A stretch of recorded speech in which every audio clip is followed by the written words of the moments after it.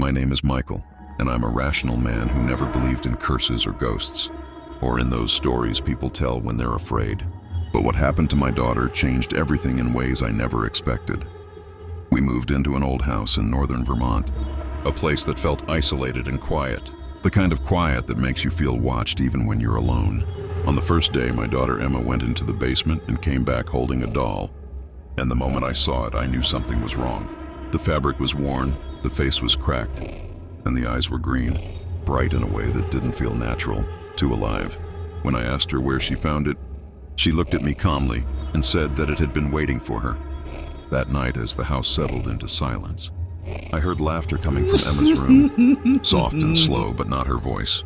When I opened the door, Emma was asleep in her bed, and the doll was sitting nearby, watching her. I locked the doll in a box, convinced that would be the end of it.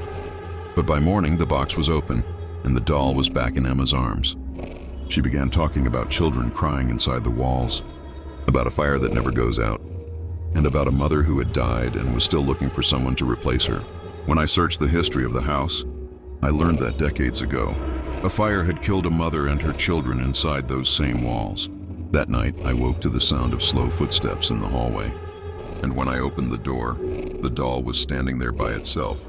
Then it moved, running toward me faster than it should have been able to. Emma screamed that the doll was not her friend, and I grabbed her hand and ran. Behind us, tiny footsteps followed through the house, never stopping. We never went back, but sometimes late at night, Emma wakes up shaking and whispers that the doll is still waiting.